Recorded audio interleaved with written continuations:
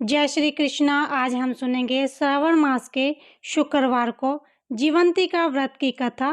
तो बोलिए जीवंतिका माता की जय, शिव शंभु भगवान की जय, माता पार्वती की जय। तो आइए सुनते हैं शुक्रवार के दिन जीवंतिका व्रत की कथा। ईश्वर बोले, हे सनत कुमार, मैं तुम्हें शुक्रवार के व्रत का आख्यान कहूँगा, जिसे सुनकर मनुष्य संपूर्ण आपदा से मुक्त हो जाता है। लोग इससे संबंधित एक प्राचीन इतिहास का वर्णन करते हैं।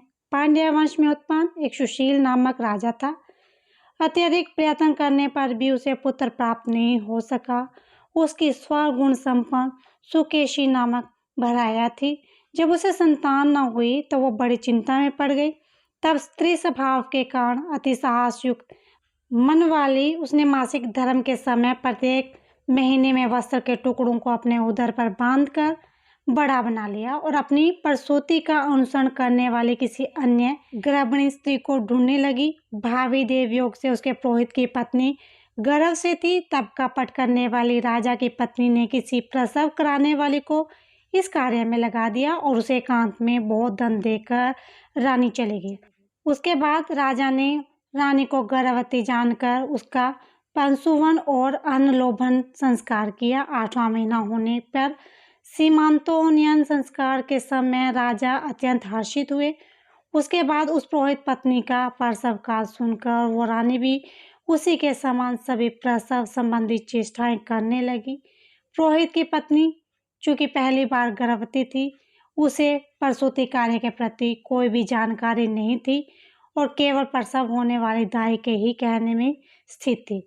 तब उस दाई ने पुरोहित पत्नी के साथ छल करते हुए उसके नेत्रों पर पट्टी बांध दी और प्रसव के समय उसके पैदा हुए पुत्र को किसी के हाथ से रानी के पास पहुंचा दिया। इस बात को कोई भी नहीं जान सका। उसके बाद रानी ने उस पुत्र को लेकर ये घोषित कर दिया कि मुझे पुत्र रत्न की प्राप्ति हुई है। इन सब के बाद दाई ने पुरोहित की पत्नी की आंखों की पट्टी खोल दी।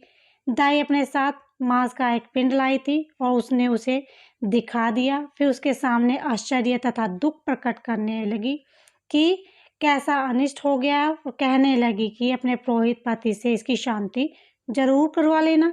कहने लगी कि संतान नहीं तो कोई बात नहीं, पर तुम जीवित हो, अच्छी बात है।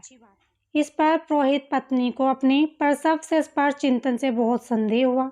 ईश्वर बोले, राजा ने पुत्र जन्म का समाचार सुनकर जात कर्म संस्कार कराया और ब्राह्मणों को हाथी घोड़े रथ आदि प्रदान किए। राजा ने कारागार में पड़े सभी कैदियों को प्रशंसापूर्वक मुक्त कर दिया। उसके बाद राजा ने सूतक के अंत में नामकरण तथा अन्य सभी संस्कार किए। उन्होंने पुत्र का नाम प्रियव्रत रखा।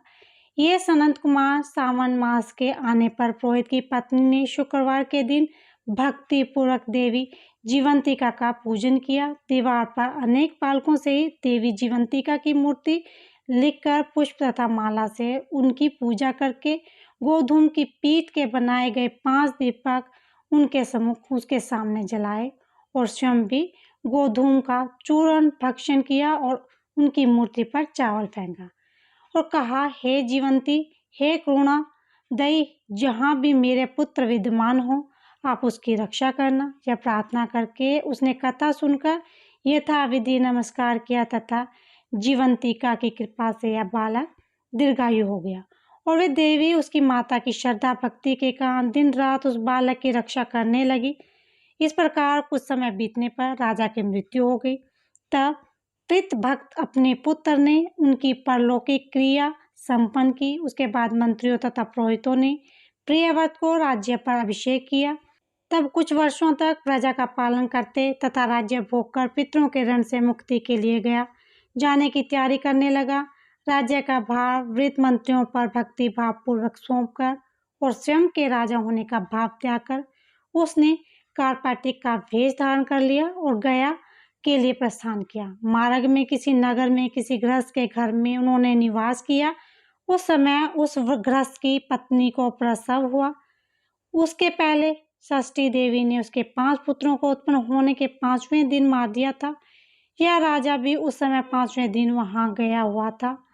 रात में राजा को सो जाने पर उस बच्चे को ले जाने के लिए षष्ठी देवी आई। जीवंतिका देवी ने उस षष्ठी देवी को यह कहकर रोक दिया कि राजा लांग कर मत जा। तब जीवंतिका के रोकने पर वह षष्ठी जैसे आई थी वैसे ही चली गई।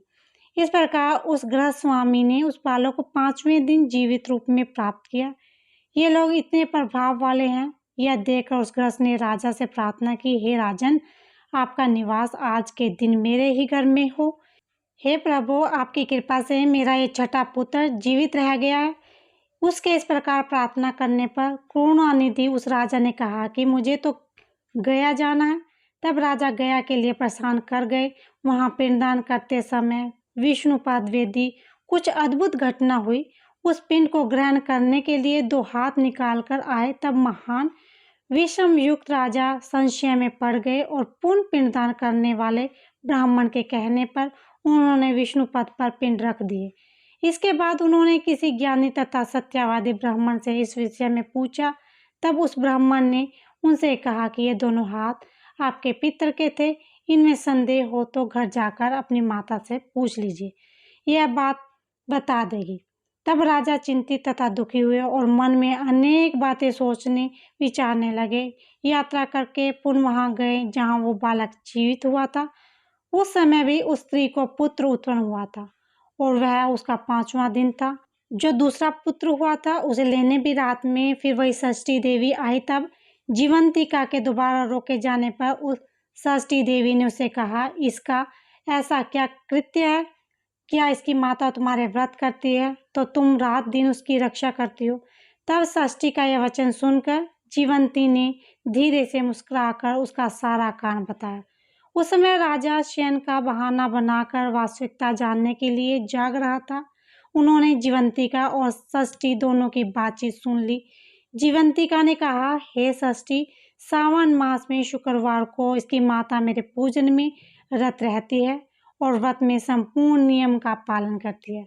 सब मैं आपको बताती हूँ, वह हरे रंग का वस्त्र तथा कुंची नहीं पहनती और हाथ में उस रंग की चूड़ी भी नहीं धारण करती। वह चावल के धोने के जल को कभी नहीं लांघती, हर पत्तों के मंडप के नीचे नहीं जाती और हरे वर्ण का होने के कारण करेले का साग भी वह नहीं खाती। यह सब वह मेरी प्रशंसा के लिए करती है। मैं उसके पुत्र को किसी को मारने नहीं दूंगी। ये सब सुनकर राजा प्रियव्रत अपने नगर को चल दिए। उसने देश में सभी नागरिकों का स्वागत के लिए आए सब राजाओं ने अपनी माता से पूछा, हे माते, क्या तुम जीवंतिका देवी का व्रत करती हो? उस पर उसने कहा कि मैं तो इस व्रत को जानती भी नहीं।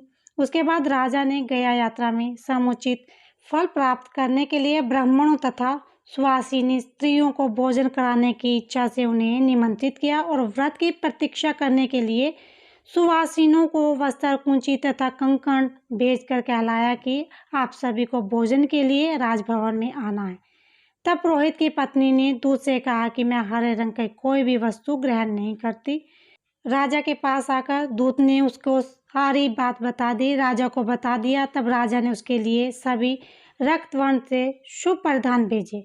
वह सब धारण करके वह पुरोहित पत्नी भी राजभवन में आई। राजभवन के पूर्वी द्वार पर चावलों के धोने का जल पड़ा देखकर और वह हरे रंग का मंडप देखकर वह दूसरे द्वार से गई।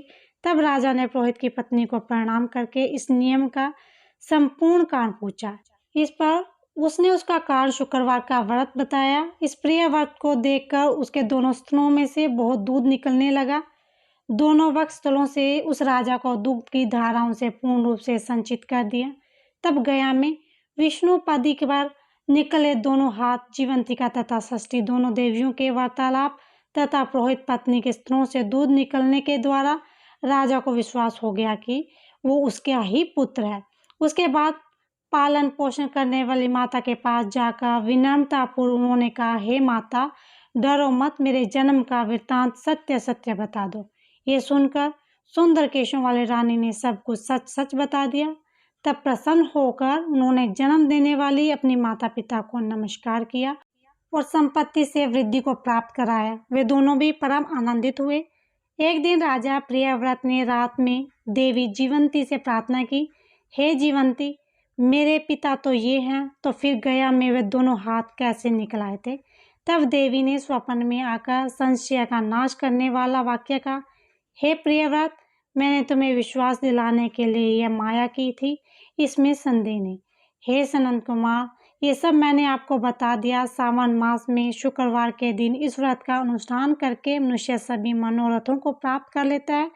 बोलो जीवंतिका माता की जय। बोलो शिव शंकर भगवान की जय। माता पार्वती की जय।